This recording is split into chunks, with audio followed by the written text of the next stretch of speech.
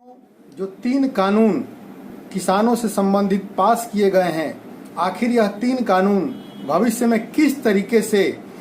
एक भयानक परिणाम हमारे किसान भाइयों के लिए लाएगा, यह बात को समझाने के लिए मैं आपको याद दिलाना चाहता हूं कि आप याद कीजिए कि जो क्रूर जमींदारी वाली जो पहले की जो प्रथा थी वह कैसी थी।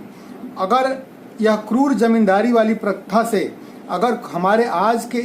पीढ़ी के जो लोग वाकिफ नहीं हैं, वह एक बार असम आए और असम में देखें कि यहाँ चाय बागानों में काम करने वाले लोगों की हालत क्या है। जब वह चाय बागानों में काम करने वाले लोगों की हालत को देखेंगे तो वह जरूर समझेंगे कि आने वाला जो समय है, यह 3 कानून के जरिए हमारा क्या होगा, हमारा भविष्य क्या होगा। साथियों, हमारे असम के चाय बागानों में आप कभी आए होंगे तो आपने जरूर देखा होगा कि इन चाय बागानों के जो मालिक होते हैं वो बड़े बड़े पूंजीपति होते हैं और ये पूंजीपति हजारों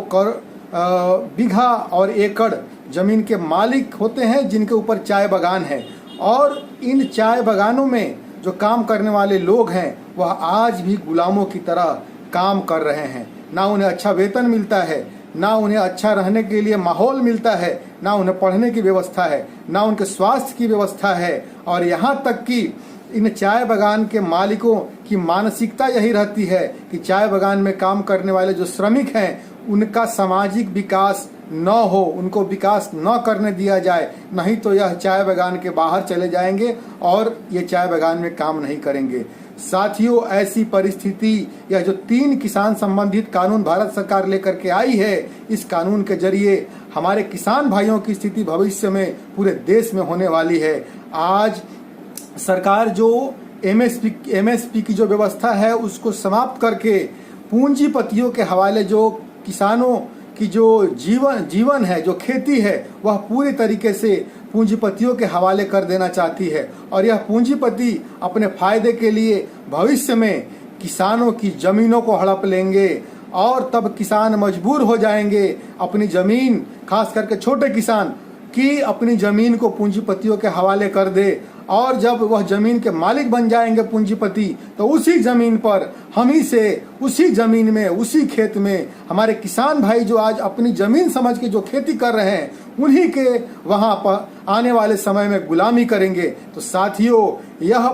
अपरोक्ष रूप से आज हमें दिखाई नहीं दे रहा है, लेकिन भविष्य में वह जो क्रूर जमींदारी वाली व्यवस्था है, इस देश में लागू करने के लिए यह 3 कानून लाया गया है ताकि मिनिमम सपोर्ट प्राइस को समाप्त किया जाए, जमाखोरी बढ़ाया जाए, कालाबाजारी को कानून के जरिए सही ठहरा दिया जाए और जो हमारे किसान भाई हैं वह जो पहले गुलामी करते थे जमींदारों की, आज उसी तरीके से गुलामी करें। खास करके मैं आग्रह करता हूं जो हमारे कमजोर वर्ग के जो लोग हैं वह इस बात को समझे और यह जो 3 कानून जो है जिसके जरिए पूरी किसानी को पूंजीपतियों के हवाले करने का जो षड्यंत्र है, इस षड्यंत्र के खिलाफ इन 3 कानून का विरोध करें। नहीं तो भविष्य में हमारी आने वाली पीढ़ी जरूर पूछेगी कि जब यह कानून पास हो रहा था तो हमारे उस समय के लोगों ने इन 3 कानून का विरोध क्यों नहीं किया था। इसीलिए साथियों, आज हमें जगना होगा और एक होना होगा और यह 3 कानून जो है उसे वापस करने के लिए हमें आंदोलन करना होगा, हमें इसके खिलाफ बोलना ही होगा। जय भारत।